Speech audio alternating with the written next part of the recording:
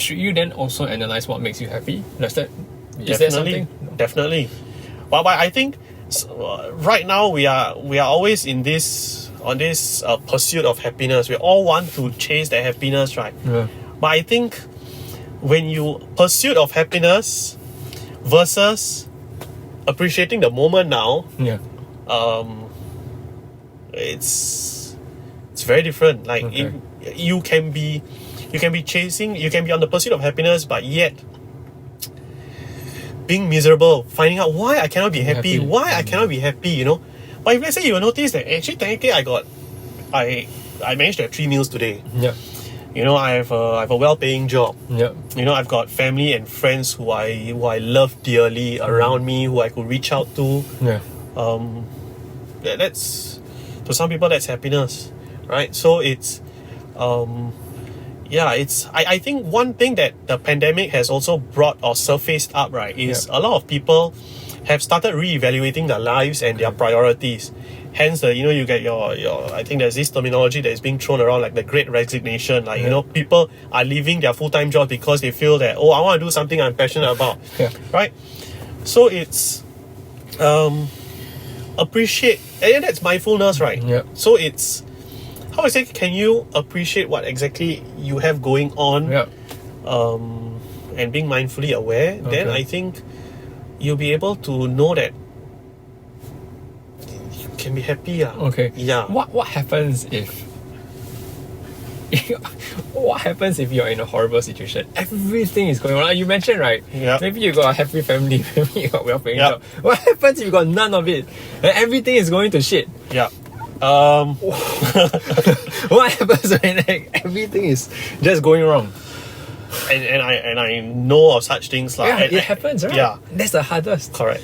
And I'm sure we have probably felt that way at some point of time, where we felt like the world is against us, right? Yeah. It's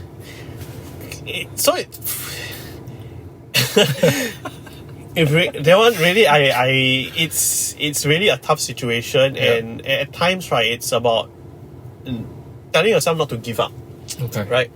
It's about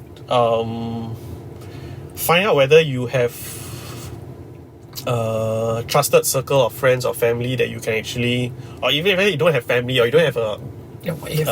What is or friends, or even if let's say you feel I don't know, like, you know, nowadays, like earlier on you were mentioning about how people make friends nowadays, right? It's changed, right? I know of people who feel that they are better equipped at talking to someone online, and sharing their problems, because there's no faces, our faces are blocked, we are anonymous, I can share with you my problems, and you will not be able to judge me and things like that. So that might work. Yeah.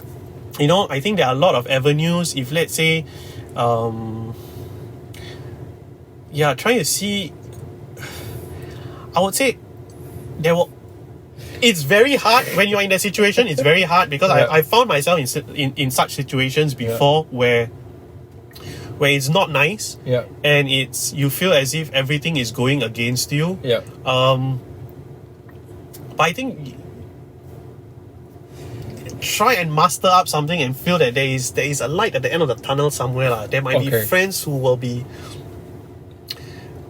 willing to help you, or even strangers. Right? Or certain things that you just enjoy doing. Don't stop doing that. Correct. So go back to the core. Go back to the core where you maybe, I don't know how it may help, but maybe even just writing down the things that you love to do and finding that time to restart the process of doing the things that you love again. And so I feel a lot of times that the hardest is when you're falling down into like a cave, right? And you're trying to climb up, but every time you climb up one step, you fall another two steps down, and over time it eats at you. It constantly eats at you. So it's a very journey inwards. It's not easy. So again, I think like what you mentioned just now is very helpful, right? So we go back to the core where, okay, maybe you should stop trying to climb even. Like, let's just stop, pause. Like, if you pause, everything pauses. And then let's restart. Let's find a way to start redoing something. Like, even simple things like you say, like maybe just sleeping, just sleeping for one day. Do nothing. I don't know, like whatever that makes you happy, let's restart it. I think that's one of the ways that hopefully it can rebuild. So it's a very good point that you brought up, right? It's a case of you may think that your life, everything is now perfect, but I'm not wishing bad luck upon you, right? You know, where I hope one day everything, you know, like just goes down the drain. But no, it's like you never know what curveballs life may throw at you. Right? So the best time to actually start working on yourself would be now, right? So it's like, you know, if let's say you talk about investment and finance, they will tell you the best time to invest was yesterday. Correct? Or today, I don't know. So if we can apply such logic to things that are material, then when it comes to personal life, why then do we not want to work on ourselves? So if let's say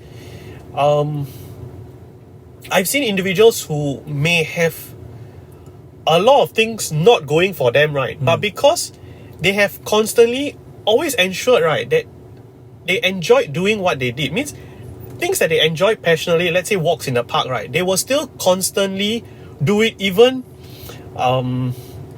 when life was all a bed of roses, you know. I constantly do that.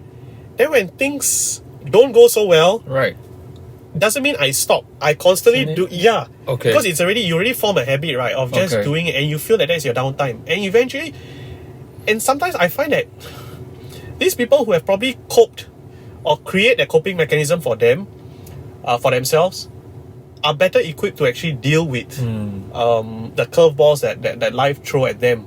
And you may think that, wow, sometimes they're like a bit more, even more positive than I am, and my life is going okay, and you are thinking like, okay, but they say, oh, never mind, it's fine, you know. Like I still do whatever things I still enjoy. But they could be going through a messy divorce, their kids, having family issues and things like that. But yet, somehow they kind of continue what they feel is important for themselves, and they do it. So, to better prepare, I would say, do it when life is good. When life is good. Nurture the habit of doing things that you love. The foundation, right? Like, just keep it there, so that at least even when things go bad, like there's some sort of a muscle memory, like you continue practicing these things. Something to fall back on. Okay, Ken. So now let's move to